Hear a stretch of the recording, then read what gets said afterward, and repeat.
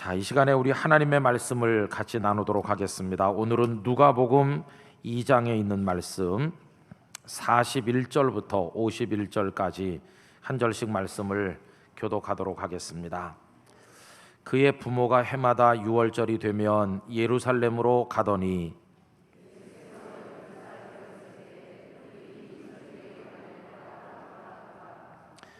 그 날들을 마치고 돌아갈 때에 아이 예수는 예루살렘에 머무셨더라. 그 부모는 이를 알지 못하고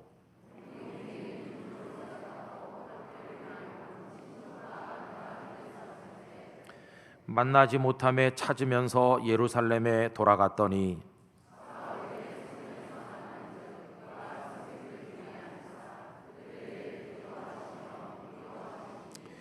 듣는 자가 다 그 지혜와 대답을 놀랍게 여기더라.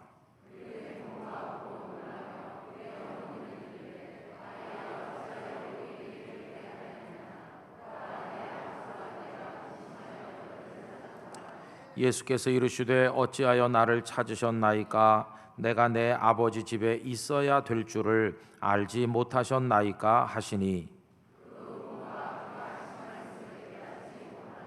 다 같이 읽습니다.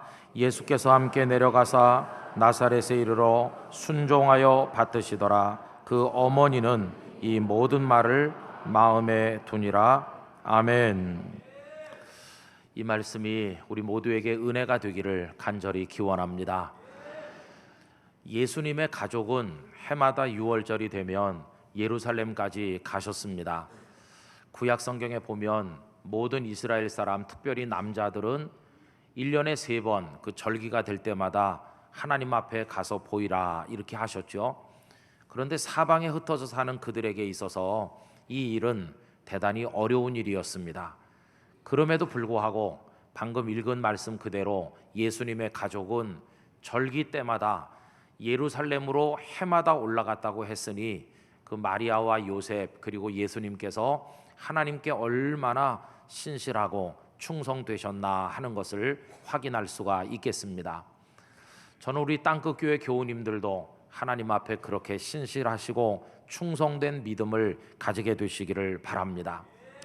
그런데 특별히 오늘 말씀은 해마다 올라가는 중에 예수님께서 12살 되셨을 때의 일을 우리에게 보여줍니다. 이때는 나름대로 의미가 있습니다. 왜냐하면 이스라엘 남자들은 13살이 되면 완전한 성인이 된 것으로 인정했기 때문입니다. 이제는 신앙이나 인생을 하나님 앞에서 스스로 세울 때가 됐다. 어른으로 인정해 주는 것이죠. 그래서 그 성인이 되는 나이를 앞둔 12살 혹은 11살쯤 되면 하나님께 가서 하나님, 제가 내년 내후년에 성인이 됩니다. 저를 받아주시고 저를 인도해 주십시오. 이렇게 했는데 예수님도 지금 12살에 그와 같이 하셨던 것을 볼 수가 있지요. 자, 그런데 문제가 하나 생겼습니다. 그것은 예수님의 부모님과 예수님이 길이 엇갈려서 헤어지게 된 겁니다. 요세푸스의 기록에 의하면 그 손바닥만한 작은 도시 예루살렘에 절기가 되면 100만 명도 넘는 사람들이 북적였다고 기록하고 있는데요. 그러니 자칫하면 가족하고 엇갈릴 수도 있고 잃어버릴 수도 있는 게 아니겠습니까? 절기가 다 끝나고 이제 돌아가게 됐는데 저 북쪽 나사렛으로 가야 되는 거 아니겠습니까? 근데 길이 이제 엇갈렸습니다. 요셉과 마리아는 일행들이 다 가니까 그 속에 섞여서 예수님도 가고 있을 거라고 생각을 하고 첫째 날에는 찾을 생각을 안 했습니다. 그런데 하루가 지났는데도 예수님이 보이지 않자 조금 걱정이 되기 시작했겠죠. 그래서 사방으로 예수님을 찾았지만 예수님은 보이지 않았습니다. 이 놀란 부모님은 이제 예수님을 찾느라고 오던 길을 다시 되돌아서 사흘째 되던 날 예루살렘에 도착을 했는데 가서 보니 예수님께서는 예루살렘 성전에 그대로 머물러 계셨습니다. 알고 보니까 예수님은 아예 처음부터 성전을 떠나시지 않으시고 계속해서 거기 계신 것을 알게 된 것입니다. 그뿐이 아니었습니다. 가서 보니 예수님은 성전의 지체 높은 선생님들과 쭉 둘러앉아서 말씀을 주고받고 계셨는데 이것 또한 놀라운 광경이 아닐 수 없었습니다. 왜 그러냐 하면 이제 겨우 12살밖에 안 된 소년 아닙니까? 그런데 그 지체 높은 어른들과 선생님들과 하나님의 말씀을 나눈다고 하는 것 자체가 얼마나 파격적인 것입니까? 더 놀라운 것은 사람들이 많이 모여서 듣고 있는데 예수님의 하시는 말씀이 얼마나 지혜로운지 듣는 이들이 모두 다 놀라고 있었다고 기록되어 있습니다. 여러분, 우리가 부모의 심정으로 그 장면을 본다면 어떤 생각이 들까요? 마치 그것은 아이고 집사님 아들이 이번에 무슨 경시대회에서 금메달을 땄다면서요, 좋겠어요 할 때 마음과 비슷하겠죠. 요셉과 마리아는 마음 한구석으로 대단히 기쁘고 흐뭇하고 가슴이 뿌듯했을 것입니다. 예수님께서 그 귀한 분들과 앉아서 지혜로운 말씀을 나누는 모습이 얼마나 대견스러웠겠어요. 그러나 한편으로는 그런 마음이 있었지만 또 다른 마음으로는 화도 은근히 나 있었을 겁니다. 길이 엇갈린 것도 마음이 불편한데 아무리 찾아도 만날 수가 없었고, 되짚어 돌아오니 여전히 여기 앉아있는 예수님을 볼 때 부하가 좀 치미는 듯한 그런 느낌을 가지지 않았겠습니까? 그래서 여러분, 그 어머니 마리아가 꼭 꾸중하는 어조로 예수님께 한마디 하는 것을 볼 수 있어요. 48절 말씀에 이렇게 되어 있죠. 아이야, 어찌하여 우리에게 이렇게 하였느냐? 보라, 네 아버지와 내가 근심하여 너를 찾았노라. 이거 읽으면서 무슨 느낌이 드세요? 꾸지람하는 어조로 이야기하는구나, 그렇게 느껴지시죠? 자, 그러면 이렇게 마리아가 꾸중하는 듯한 어조로 이야기를 하면 예수님은 어떤 반응을 보이는 게 어울립니까? 거기 지금 그 선생님들도 계시고 많은 사람들이 주변에 있는데 예수님께서 어떤 대답을 하면 적당해 보입니까? 아이고 어머니 죄송합니다. 제가 진작에 말씀드릴 걸 이렇게 저를 찾으셨군요. 아니 가시다 다시 돌아오셨단 말입니까? 화를 좀 푸세요. 제가 참 미안하게 됐어요. 이렇게 하면서 어머니에게 죄송하다는 얘기를 하는 게 이게 앞뒤가 맞는 것 같지 않으세요? 그런데 예수님의 대답은요, 얼핏 들으면 아들이 부모에게 하는 대답치고는 상당히 퉁명스럽게 느껴지는 대답을 하셨다는 겁니다. 49절 말씀에 이렇게 나오고 있죠. 예수께서 이르시되 어찌하여 나를 찾으셨나이까? 아니 부모가 찾았다는데 예수님 하는 말이 왜 날 찾으셨어요? 이런 대답이잖아요. 여러분, 이게 대답이 좀 맞는 것 같습니까? 아니 뭐 이렇게 대답하시나? 어찌하여 나를 찾으셨느냐고. 그 다음엔 또 뭐라고 돼 있어요? 내가 내 아버지 집에 있어야 될 줄을 알지 못하셨나이까 하시니. 여기가 내 아버지 집인데 내가 여기 있는 게 당연한데 왜 날 찾으셨느냐고. 여러분, 이게 잘 이해가 되십니까? 예수님은 이렇게 대답을 하셨어요.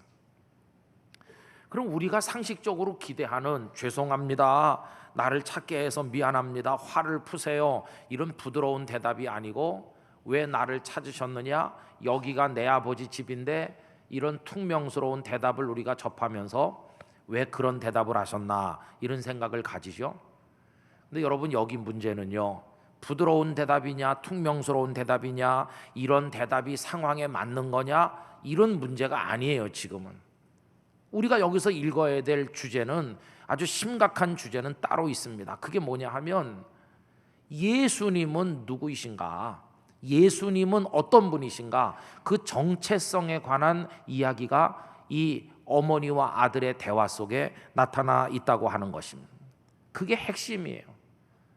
교우 여러분, 예수님은 누구십니까? 예수님은 어떤 분이신가요? 지금 예수님과 거기 사람들이 성전에 있지 않습니까? 그런데 예수님은 성전을 방금 전에 뭐라고 표현했어요? 내 아버지 집이라고 하셨어요. 그럼 여러분, 성전은 우리 누구의 집으로 알고 있습니까? 하나님의 집이잖아요. 하나님의 집을 내 아버지 집 이렇게 말한다는 건 무슨 뜻입니까? 하나님은 내 아버지시고, 그렇다면 나는, 예수님은 누구라는 겁니까? 하나님의 아들이라는 것입니다. 이건 굉장한 얘기입니다. 나는 사람의 아들이 아니고 이 성전의 주인 되시는 하나님의 아들이고, 그래서 이 성전은 내 아버지 집이다. 이거를 예수님께서 선언하시는 겁니다.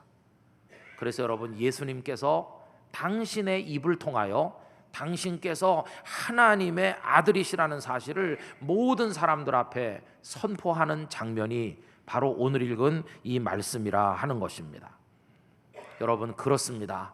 저와 여러분이 믿고 날마다 부르는 예수님은 하나님의 아들이십니다. 이때로부터 약 20년 이상의 세월이 지난 다음에 예수님께서 메시아 사역을 감당하시던 그 끝자락쯤 됐을 때 빌립보 가이사랴 지방에 제자들과 가신 예수님께서 제자들에게 질문하신 거 생각 안 나세요? 얘들아, 내가 누구냐? 너희들은 나를 누구라고 생각하고 있느냐? 물으셨잖아요. 이 질문에 대해서 마태복음 16장 16절에 베드로가 했던 대답이 잘 기록되어 있죠. 여러분들이 다 아시는 겁니다. 우리 다 같이 한번 대답해 볼까요? 주는 그리스도시요 살아계신 하나님의 아들이시니이다. 할렐루야. 여러분, 베드로가 분명히 고백한 것처럼 그분은 주님으로서 우리의 그리스도이신과 동시에 살아계신 하나님의 아들이십니다. 여러분, 예수님은 하나님의 아드님이십니다. 그러면 이거를 마리아와 요셉은 전혀 모르는 것일까요? 지금 예수님께서 이 성전이 내 아버지 집이라고 말씀하는 그때 처음 들은 것일까요?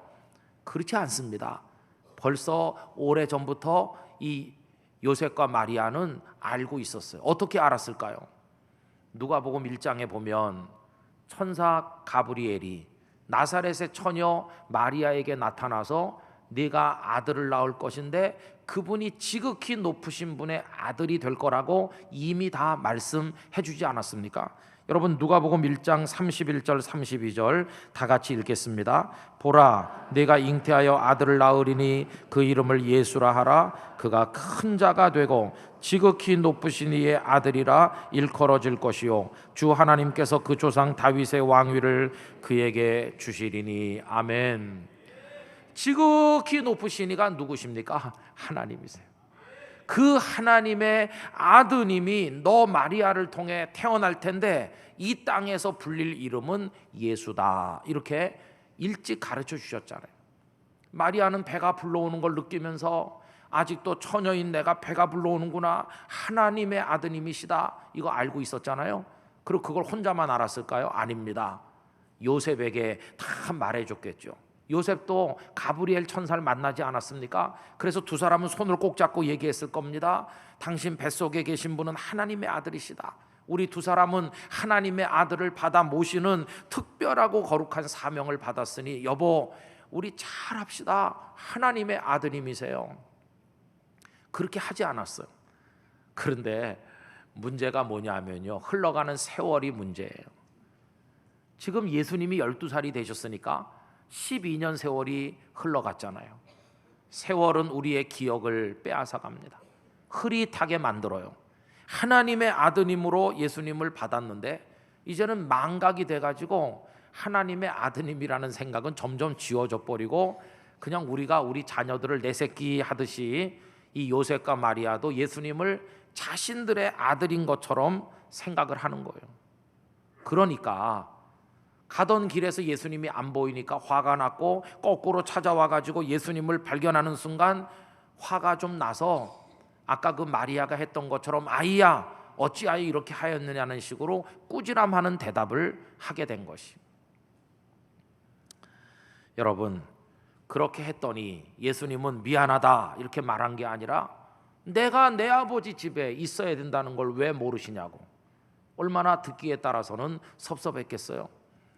그런데 여러분, 문제는 뭐냐 하면요, 예수님께서 그렇게 말씀했을 때 그 요셉과 마리아의 반응입니다. 예수님께서 성전을 내 아버지 집이요 라고, 나는 하나님의 아들이요 라고 하면 마리아와 요셉이 얼른 깨달아야 되는 거죠. 여보, 우리가 까맣게 잊고 있었네. 이분은 하나님의 아드님이시지, 성전은 하나님의 집이니 이분이 여기 계신 게 당연하지, 우리가 괜히 화를 내는 것 같아요. 이러면서 얼른 깨달았어야 되는데 하나님의 아드님이라는 생각이 흐려지다 보니까 예수님께서 그 말씀을 해도 이 부모들은 무슨 말인지를 이해를 못했어요. 그래 여러분 50절 말씀에 가보세요. 어떻게 기록되어 있나요? 그 부모가 그가 하신 말씀, 여기가 내 아버지 집이라고 하는 그 말씀을 어땠습니까? 깨닫지 못했어요. 그래서 예수님은 그 사람들이 다 지켜보는 가운데 그 부모님 앞에서 당신이 하나님의 아들이시라는 사실을 다시 한번 선언하심으로 재확인시켜 주는 것을 볼 수가 있는 겁니다. 여러분, 예수님은 하나님의 아들이십니다. 하나님께서 그 독생자 아드님을 우리에게 보내셔서 우리의 구주가 되게 하셨습니다. 자, 그런데 보세요. 오늘 이 어버이 주일 예배를 드리면서 제가 드리려는 말씀의 요지는 이제 그 다음 이야기입니다. 자, 그렇게 여기가 내 집이다, 우리 아버지 집이다, 내가 있어야 될 곳이다 하신 예수님, 그 다음에 어떤 반응을 보이십니까? 상식적으로 하면 이렇게 말해야 됩니다. 자, 아셨죠? 여기가 이제는 내 아버지 집이고 이젠 내 집이니까 나 이제 나사렛으로 돌아가지 않습니다. 참 미안하지만 두 분만 나사렛으로 돌아가십시오. 나는 이제부터 이 성전에 계속 머물러야 되고, 정 나를 보고 싶으시면 가끔씩 여기 예루살렘 성전에 오셔서 날 만나시면 됩니다 하고 대답하시는 게 아까 그 말씀하고 통하는 거 아닙니까? 그래야 이게 맥이 통하는 거죠. 나사렛으로 안 가신다고 말하는 게 맞는 거죠. 근데 여러분, 예수님의 그 다음 행동은 좀 뜻밖이에요. 51절 말씀 앞부분에 보면 어떻게 되어 있나요? 예수께서 함께 내려가사 나사렛에 이르셨다 이렇게 돼 있어요. 여기가 내 아버지 집이고 이젠 내 집이고 나는 여기 머물러야 된다고 하신 예수님께서 갑자기 털고 일어나시더니 자, 가십시다 나사렛으로. 그러면서 나사렛으로 같이 가시더라는 거예요. 이건 또 웬 이상한 행동이십니까? 여러분, 바로 여기 오늘 제가 말씀드리려고 하는 핵심이 들어 있습니다. 성전을 아버지 집이라고 하신 그분이 왜 그 성전을 떠나서 저 북쪽 나사렛으로, 그 초라한 주택으로, 그 목수의 작업장이 있는 그곳으로 부모님과 함께 돌아가셨을까? 바로 그겁니다. 여러분, 그 속에는 조금 복잡하게 표현하면 하나님의 집이 전 우주적으로 확장되는 일이 들어있는 것입니다. 간단히 말하면요, 하나님의 집이 어딘가라고 물었을 때 그 돌로 쌓아 올린 성전, 거기만 하나님이 집인 것이 아니라 하나님의 집이 온 우주 공간으로 확장되는데 저 나사렛도 하나님의 집이고 우주 공간 전체가 하나님의 집이 된다는 것입니다. 왜 그렇습니까? 우주 공간 전체를 하나님께서 만드셨죠. 그리고 하나님께서는 안 계신 곳이 없으신, 어디나 다 충만하게 계신 분이시죠. 그러니까 성전 안에만 하나님의 집인 게 아니라 나사렛도 하나님의 집이고 예수님이 아버지를 도와 일하던 목수의 작업관도 거기도 성전이 된다는 것이에요. 그래서 이제는 이 성전이라는 하나님의 집을 떠나서 나사렛이라고 하는 또 다른 성전, 또 다른 하나님의 집으로 부모님과 함께 예수님은 가시게 되었다는 것이. 여러분, 이 원리는 우리에게 그대로 적용이 돼요. 이 얘기 잘 기억하셔야 됩니다. 우리 지금 예배당 안에 앉아 있습니다. 옛날 분들은 성전을 하나님의 집이라고 얘기했다면 오늘 우리 그리스도인들은 이 예배당을 하나님의 집이라고 생각하지 않습니까? 우리 지금 여기 앉아서 예배를 드리고 있죠. 그럼 이제 조금 있으면 예배가 끝납니다. 그럼 우리 저 길바닥에 나갈 겁니다. 식당에도 가고 또 나중에 가정으로도 돌아갈 겁니다. 그러면 거기는 예배당 바깥이니까 여긴 하나님의 집인데 그 바깥으로 나가면 거긴 하나님의 집이 아닙니까? 이제는 하나님의 집에서 나왔으니까 자유롭게 내 마음대로 해도 되는 것입니까? 그게 아니라는 것이에요. 여러분, 저 길거리도 하나님이 계신 하나님의 집입니다. 여러분이 누워 주무시는 가정에도 하나님이 계시니 거기도 하나님의 집입니다. 여러분의 작업장, 일터, 학교 어디 계시든 거기도 하나님이 같이 계시므로 거기가 내 아버지 집이 되는 것입니다. 그거를 우리 마음속에 꼭 새기는 게 너무너무 중요하다 하는 겁니다. 여러분, 지금 우리 예배당 안에 있으니까요, 여기서 예배를 드리잖아요. 그러면 예배당을 떠나 바깥으로 나가면 어떻게 하면 맞는 것입니까? 이런 얘기 아시죠? 장소가 사람을 만든다, 행동을 결정짓는다, 이런 말 아시죠? 예를 들면 내가 지금 굉장히 기쁜 일이 생겼어요. 막 춤이라도 추고 싶고 가는 사람 다 붙들고 한마디씩 떠들고 자랑하고 싶은데 지금 내가 장례식장에 와 있어요. 그러면 거기서 춤추고 떠들고 이렇게 할 수 있나요? 없습니다. 왜? 그 장소가 장례식장이니까. 거기서는 조신하게 엄숙하게 옷깃을 여미고 그리고 슬픔 당한 분들을 위로하죠. 떠들고 춤추지 않죠. 왜요? 장례식장이니까. 그 장소가 그 사람의 행동을 결정짓는 거예요.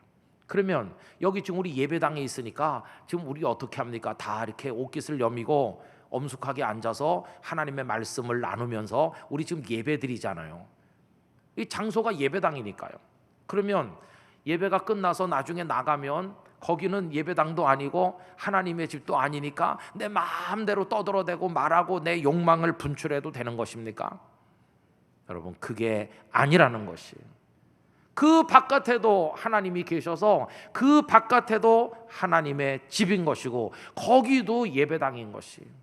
그러면 여기서 우리가 하나님 앞에 예배하는 것과 똑같이 길거리에서는 길거리의 예배를 드리는 것이고 우리 직장과 가정에서 거기 걸맞는 삶의 예배를 하나님 앞에 드려야 된다는 것이에요. 근데 불행하게도 우리는 예배당 안의 예배에는 충실한 것 같지만 예배당 바깥의 예배에서 완전히 실패하고 있어요. 좀 우리 부끄러운 얘기지만 이 교회당 안에 예배당 안에서는 막 찬양하고 엄숙하게 예배드리고 뭐 하나님 앞에 주여 주여 하는 우리가 가정이라는 또 다른 하나님의 집에 가면 거기서는 엉망인 사람으로 바뀌는 경우가 많아요. 교회에서는 그렇게 충성되다는 여집사님이 가정에 가서는 시부모에게 막 퍼붓고 교회에서는 남선교회에서 충성된 그 남자 집사님이 집에 가서는 부모 가슴에 대못 받고 그러는 거예요. 교회에서 봉사하고 헌신하고 뭐 열심히 한다는 이가 직장에 가서 불성실하고 학교에 가서 제대로 공부 안 하고 이러면서 그 또 다른 하나님의 집인 생활 현장의 예배에 완전히 실패하고 있는 거, 이게 우리들의 문제예요. 우리는 하나님을 이 자그마한 예배당 공간 안에다가 가둬놨어요. 그리고 바깥은 거긴 하나님의 집이 아니라고 생각하면서 우리 마음대로 행동할 때가 너무나도 많아요. 그래서 하나님 마음 아파하시고 세상 사람들 우리를 욕해요.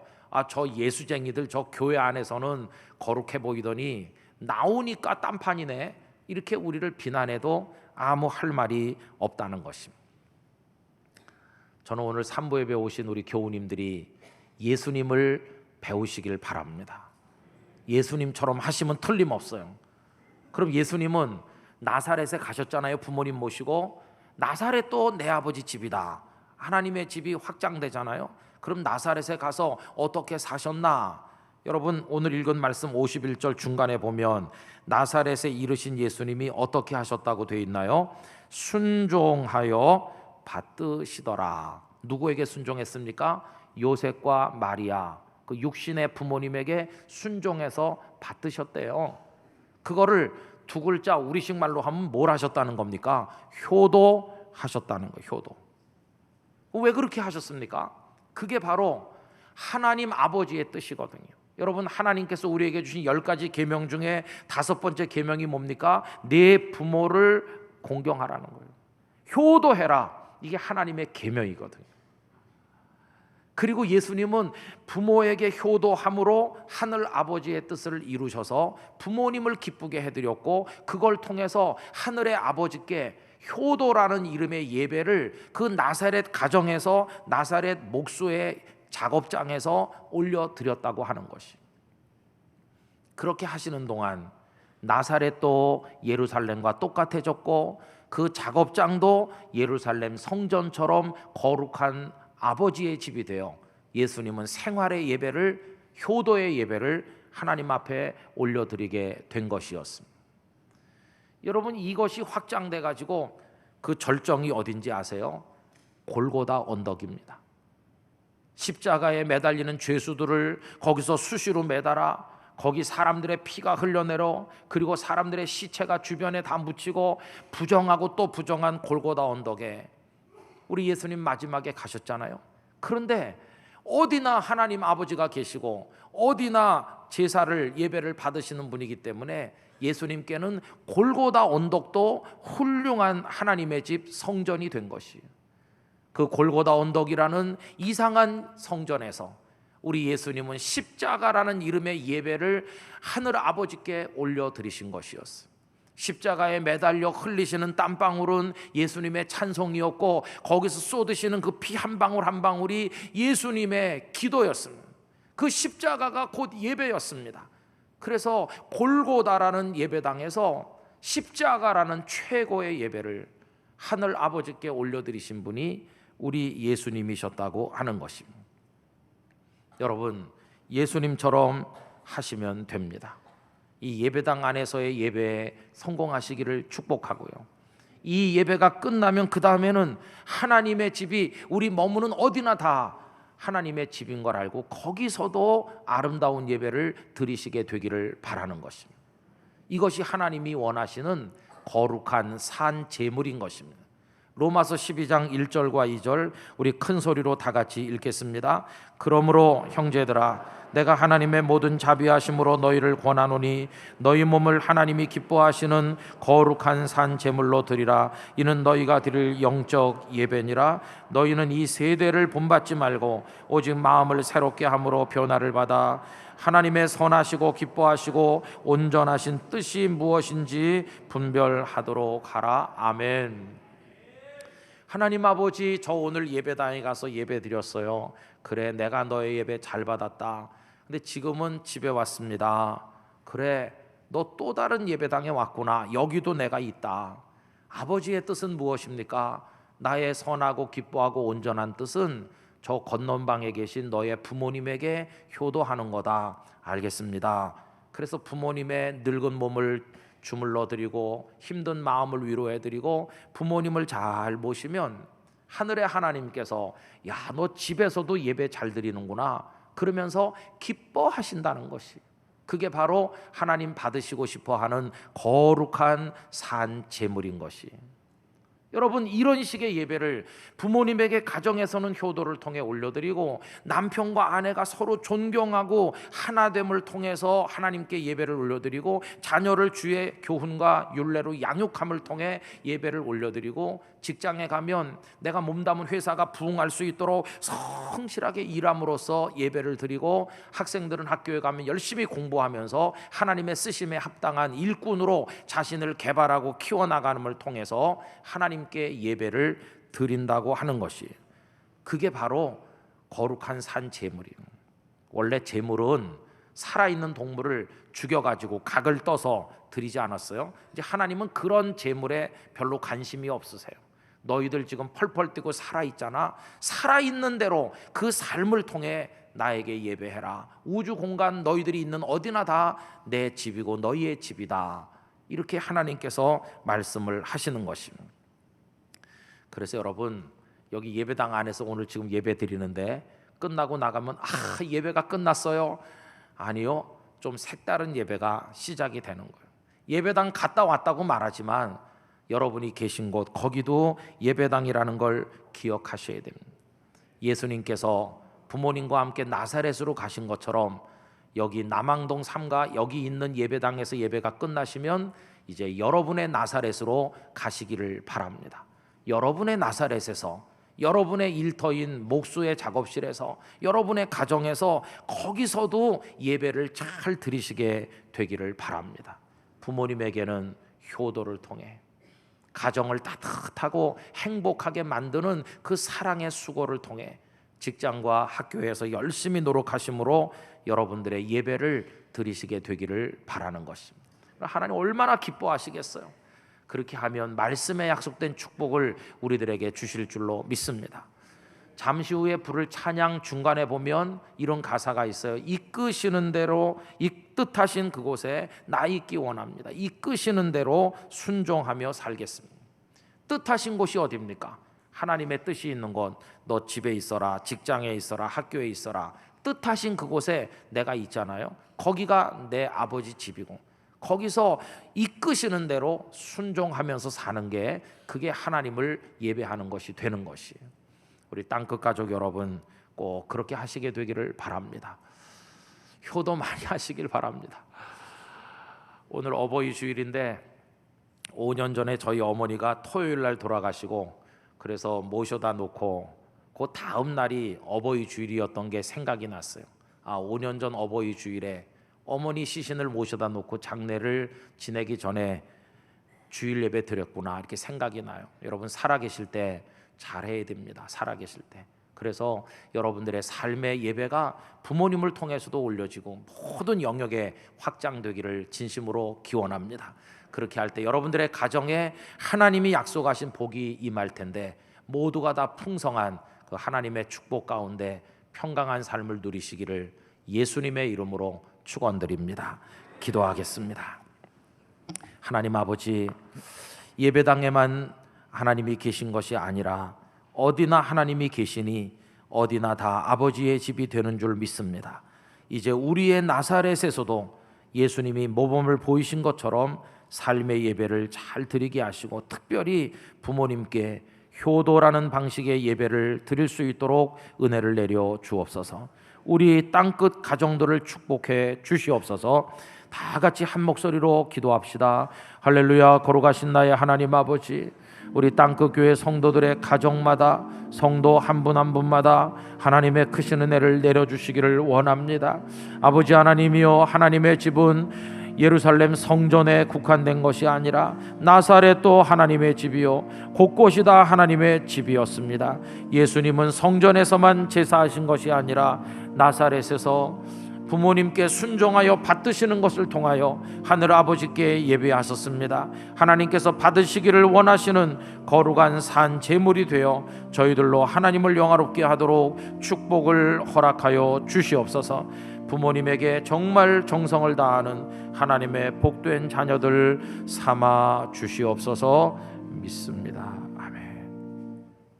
아버지 하나님, 예배당 예배자로 끝나지 않고 우리의 생활이 머무는 나사렛에서 부모님께 효도하고 부부간에, 부모 자녀간에 잘하고 직장과 학교에서 아름답게 하나님의 뜻을 받들어 그곳에서의 예배도 훌륭하게 드림으로 말씀에 약속된 만복을 받아 누리는 땅끝 교회 성도들 되게 해 주시옵소서. 이끄시는 대로 어디든지 가서 뜻하신 순종을 드릴 수 있는 저희 모두가 되게 하여 주옵소서. 예수님의 이름으로 기도하옵나이다.